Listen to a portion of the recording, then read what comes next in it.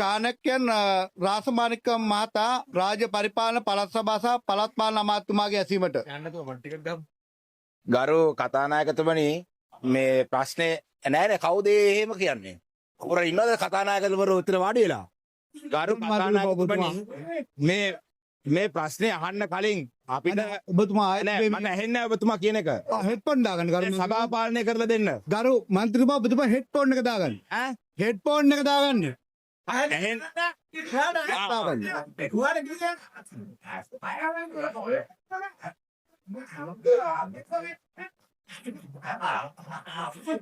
ඔබ ශානකයන් මන්ත්‍රීතුමා ඔබතුමා ප්‍රශ්නය අහනවද ප්‍රශ්නය අහන්න ගරු ශානකයන් මන්ත්‍රීතුමා ප්‍රශ්නය අහන්න ප්‍රශ්නය අහන්න ගරු මන්ත්‍රීතුමා ගරු කතානායකතුමනි දැන් මේ විපක්ෂේ මම පරක් වෙලා ආවේ පාර්ලිමේන්තුවට ගරු මන්ත්‍රීතුමා ඔබතුමා ප්‍රශ්නය අහන්න ඔබතුමාට ප්‍රශ්නේ වටේ තියෙන්නේ මගේ ප්‍රශ්නේ තමයි අහන්නේ ගරු කතානායකතුමා මම ඔබතුමාගෙන් අහන්නේ මගේ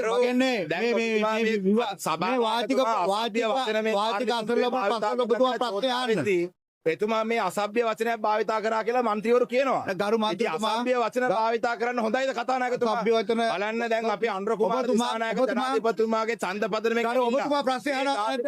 ඔබතුමා ගරු චානක මන්ත්‍රී ප්‍රශ්න අහනවද නැද්ද? ගරු මන්ත්‍රීතුමා සිරෙන හැටියෙන් ගරු මන්ත්‍රීතුමා අනුර කුමාර දිසානායක ජනාධිපතිතුමා එතුමාට ලැබිච්ච මැන්ඩේට් එක මේගොල්ලෝ මේ නැති කරන්න හදන්නේ.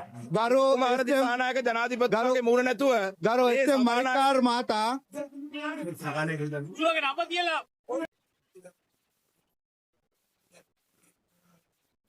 வணக்கம் டாக்டர் ராமநாதன் அர்ச்சனா இன்றைக்கு 2025 ஆண்டு செப்டம்பர் மாதம்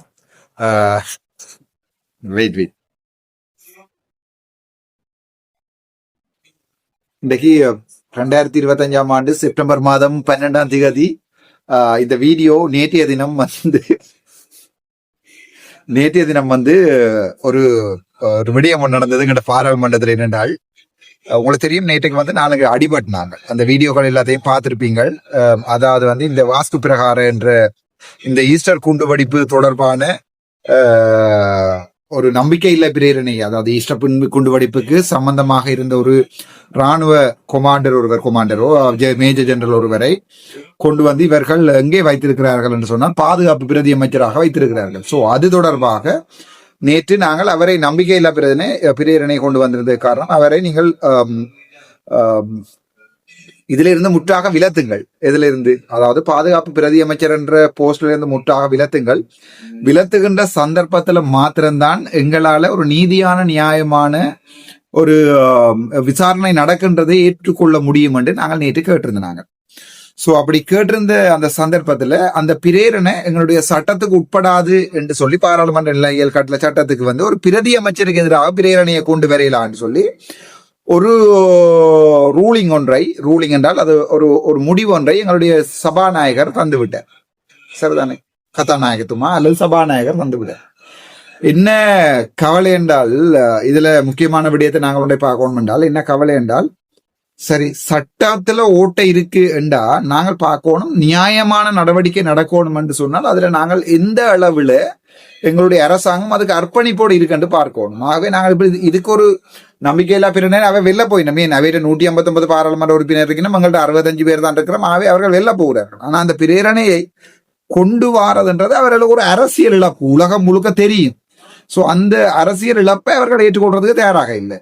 அதுக்குத்தான் நாங்கள் நேற்று போராடி உலகம் முழுக்க நாங்கள் பாராளுமன்றத்தை குழப்பினாங்கள், மக்களுக்காக போராடினாங்கள் என்றுதான் அந்த போராட்டம் இருந்தது. நேற்று எனக்கு 1-2 பேர் எனக்கு மெசேஜ் அனுப்பியிருக்கிறோம், டாக்டர் இப்படி சண்டை பிடிக்கிற அப்படியெல்லாம் முன்னுக்கு நிற்காதங்க கொண்டு நான் இங்க நின்றது என்னை உண்மையாகவே ஆதரிக்கிற முஸ்லிம் மக்களுக்காக, இறந்த சிங்கள மக்களுக்காகவும் இறந்த தமிழ் மக்களுக்காகவும் என்பதை தாண்டி உண்மையாகவே என்னை உண்மையாக விரும்புகிற முஸ்லிம் மக்களுக்காக தான். ஏனென்றா நான் இதை எப்படி பார்த்தேன்னு சொன்னா இவங்கள் இப்படி செய்கின்ற இந்த வேலை வந்து என்னண்டா ஒரு முஸ்லிம் சமூகத்துக்கு இடையில இப்பவுமே முஸ்லிம் சமூகத்தை நோக்கி நாங்கள் ஒரு கல்ல எறிஞ்சோண்டு தான் இருக்கிறோம். நீங்கள் தான் ஈஸ்டர் குண்டுவெடிப்பு தாக்குதலுக்கு சம்பந்தமான ஆட்கள், நீங்கள் தான் முஸ்லிம் தீவிரவாதிகள் ஒரு கல்ல எறிஞ்சோண்டு தான் இருக்கிறோம். சோ நான் வந்து அதை ஏற்றுக்கொள்ளல. அதிண்ட சூத்திரதாரிகள் பிள்ளையானும் இனிய பாரதியும் ராஜபக்சலும் என்று சொல்லி எல்லாரும் சொல்லி கொண்டிருக்கின்ற சந்தர்ப்பத்துல நாங்க எவ்வாறு அதை ஏற்றுக்கொள்ளாமல்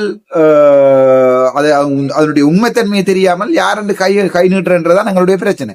சோ நான் அதுல முக்கியமாக முன்னுக்கு 2 சண்டை பிடிச்சதுக்குரிய காரணம் என்னென்றால் அதுக்குரிய நியாயம் கிடைக்க வேணும். அந்த பிரதி அமைச்சர் வெளியால போகணும் தான் சண்டை நடந்தது.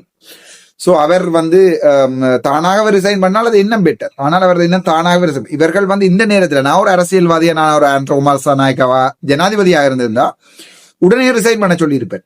மக்களோட மனசுல எங்கேயோ போயிருப்பீங்க. சோ அந்த அரசியல் இவர்களுக்கு விளங்குறேன். மேபி அதுதான் என்னமோ தெரியாது. அடுத்தடுத்த தேர்தலில் அவர்களுக்கு பாதிப்பு ஏற்படுத்த போகுது என்றால் முஸ்லிம் சமூகம் இனிமேல் ஆண்ட்ரோ குமார் நாயக்கவை கனவுளை நினைச்சு பார்க்கலாம் என்றால் இப்ப கூட முஸ்லிம் தீவிரவாதிகள் என்ற எண்ணக்கருவை சமூகத்தில் அப்படியே வளர விட்டுருக்கிறது இந்த ஆண்ட்ரோ குமார் நாயகனுடைய அரசாங்கம். உண்மைத்தன்மையை கண்டுபிடிச்சு சார் உண்மையில இது முஸ்லிம்கள் பிளான் பண்ணி வைக்கவில்லை, இதனுடைய மூலதாரி வேற யாரோ என்பதை ப்ரூவ் பண்ணுவார்கள் இருந்தால் முஸ்லிம் சமூகம் அந்த பழியிலிருந்து வெளியால போகும். அதை கதைக்கிறதுக்குரிய முஸ்லிம் பாராளுமன்ற உறுப்பினர்கள் ஒருவரும் கூட அதை கதைக்கல. ஆனா நேற்று பாத்தீங்கன்னா முஜிபுர் ரஹ்மான் 1-2 இந்த நிசாம் காரியப்பர் வந்தார் உதவியில, மற்ற 1-2 பேர் ஓரளவு கிட்ட நின்றார்கள் சண்டை பிடிக்க. நல்ல விஷயம், அது நான் பாராட்டுறேன். ஆனால் அந்த உண்மைத்தன்மைக்காக முஸ்லிம் மக்களுக்காக இந்த முஸ்லிம் பாராளுமன்ற உறுப்பினர்கள் போராட வேண்டிய தூரம். உதாரணத்துக்கு நேற்று நான் பார்த்தேன்னா ஹிஸ்புல்லா வந்திருக்குமாவும் காணையில் நினைக்கிறேன், நான் காணையில் ரிசாத் பதியுதீன் இந்த பக்கமே இல்லை. அதே நேரத்துல பாத்தீங்கன்னு சொன்னால் எங்கண்ட யாரு மற்ற 1-2 பேர் நின்றார்கள், பேர் ஞாபகம் இல்லை, ரிசாத் பதியுதீன் வரவே இல்லை. சோ இவர்கள் இப்படியான நேரத்தில் வந்து அடிபட்டு முஸ்லிம் மக்களுக்காக போராடணும். ஆனால் அதை முஸ்லிம் மக்கள் விளங்குற நிலைமையிலையும் அவர்கள் இல்ல, அதை சொன்னா ஒரு தமிழன் சொல்றான் என்பதற்காக ஏற்றுக்கொள்ற நிலைமையிலையும் அவர்கள் இல்லை. சோ அதை தாண்டி நேற்றைய தினம் அது அடிவாடு போய் கொண்டிருக்கிறேன். அதற்காக எல்லாம் இந்த வீடியோ போட்டது. அடிவாடு போய் கொண்டிருக்கிறது. அப்ப சாணக்கியன் அதாவது சபையை கொண்டு நடத்துறதுக்கு மேக்சிமம் ட்ரை பண்ணுவார் எங்களுடைய சபாநாயகர். நீங்கள் அந்த வீடியோ நீங்க பார்க்கலாம். சபையை கொண்டு நடத்துவதற்கு மேக்சிமம் ட்ரை பண்ணுவார். ஆனா அது முடியாது. ஏனென்றா நான் அந்த வீடியோ என்னக்கா போறேன், நடந்த விடயங்கள்ல உள்ளுக்க நான் நின்றபடியா தமிழாக்கம் செஞ்சு நேற்று நடந்த விடயங்கள் நான் ஃபுல்லா போறேன். சோ மேக்சிமம் ட்ரை பண்ணுவார் சபாநாயகர். அடுத்த கேள்வியை கேளுங்கன்னு சொன்னா சாணக்கியன் டைம் வந்துடும்.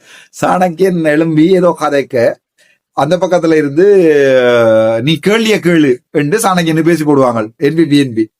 அப்ப சாணக்கியன் சொன்ன இங்க யாராவது பாராளுமன்ற உறுப்பினர்கள் யாராவது இன்னொரு சபாநாயகரா இருக்கிறீங்களா இங்க என்று சாணக்கியன் கேட்க அவர் அங்கிருந்து கத்துவார், நீ கேள்விய கேளு என்று சபாநாயகர். அப்ப சாணக்கியன் இங்க இருந்து நேற்று கேட்டு அதுக்கு பிறகு கேள்வி அந்த கேட்டப்பட்ட மாதிரியே விடையும் சொல்லப்பட்டு பிரச்சனை முடிஞ்ச பிறகு சாணக்கியன் மறுபடியும் ஒரு பாயிண்ட் ஆஃப் ஆர்டர் எடுத்து திருப்பி நான் கேட்காத கேள்விக்கு பதில் எப்படி சொன்னவே என்று நேற்று ஒரு நீதி பிரச்சனையை உருவாக்கினதை நான் பார்த்தேன்.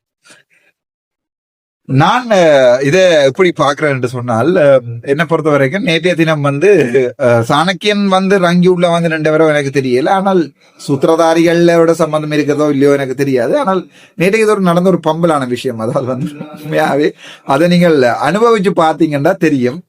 அதாவது சபாநாயகர் அங்கிருந்து மேக்சிமம் ட்ரை பண்ற அடுத்த கேள்வியை கேட்க சொல்லுங்க, இங்க இருந்து இவர்கள் கேட்காத மாதிரி ட்ரை பண்ணுகிறார்கள். சோ அந்த வீடியோவை நீங்க எடுத்து பாருங்க. இதுதான் பாராளுமன்றத்துக்குள்ள நடக்குது. இப்படி நடந்த வேற பம்பல்களை நான் உங்களுக்கு வீடியோ போடுறேன். இது ஏன் இந்த வீடியோக்கள் போடுறேன்னு சொன்னா உங்களுக்கு ஒரு இன்ட்ரெஸ்ட் ஒன்று வரணும் என்பதற்காக, பாராளுமன்றத்தில் என்ன நடக்குது என்பதற்கு தெரிய வேணும், இன்ட்ரெஸ்ட் ஒன்று வரணும் என்பதற்காக. நன்றி, வணக்கம். திஸ் இஸ் டாக்டர் ராமநாதன், பாராளுமன்றத்தில் இருந்து. चाणक्यन रासमाणिकम महता राज्य परिपालन पළාත් සභා සහ පළාත් පාලන අමාත්‍යතුමාගේ ඇසීමට ගරු කතානායකතුමනි, මේ ප්‍රශ්නේ නෑනේ කවුද එහෙම කියන්නේ? ඔර ඉන්නවද කතානායකතුමරු උත්තර වාඩි වෙලා? ගරු කතානායකතුමනි, මේ ප්‍රශ්නේ අහන්න කලින් අපිට ඔබතුමා නෑ මම ඇහෙන්නේ ඔබතුමා කියන එක. හෙඩ්ෆෝන් දාගන්න ගරු සභා පාලනය කරලා දෙන්න. ගරු මන්ත්‍රීතුමා ඔබතුමා හෙඩ්ෆෝන් එක දාගන්න. හෙඩ්ෆෝන් එක දාගන්න.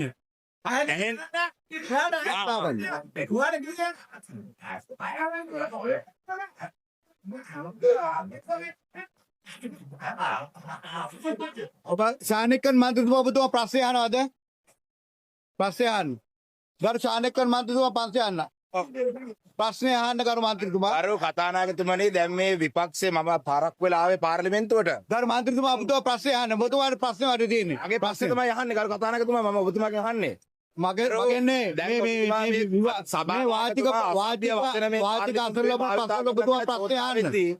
එතුමා මේ අසභ්‍ය වචනයක් භාවිතා කරා කියලා මන්ත්‍රීවරු කියනවා. ගරු ඉතින් මන්ත්‍රීතුමා අසභ්‍ය වචන භාවිතා කරන්න හොඳයිද කතානායකතුමා? අසභ්‍ය වචන බලන්න දැන් අපි අනුර කුමාර ඔබතුමා- දිසානායක ඔබතුමා- ජනාධිපතිතුමාගේ ඡන්ද පදනමේ ගරු ඔබතුමා ප්‍රශ්නේ අහනවද නැද්ද? ඔබතුමා ගරු චානක මන්ත්‍රී ප්‍රශ්නේ අහනවද නැද්ද? ගරු මන්ත්‍රීතුමා හැසිරෙන හැටියෙන් ගරු මන්ත්‍රීතුමා අනුර කුමාර දිසානායක ජනාධිපතිතුමා එතුමාට ලැබිච්ච මැන්ඩේට් එක මේගොල්ලෝ මේ නැති කරන්න හදන්නේ. ගරු කුමාර දිසානායක ජනාධිපතිතුමාගේ මූණ නැතුව ගරු මේ එස්.එම්. සභානායක මල්කාර් මහතා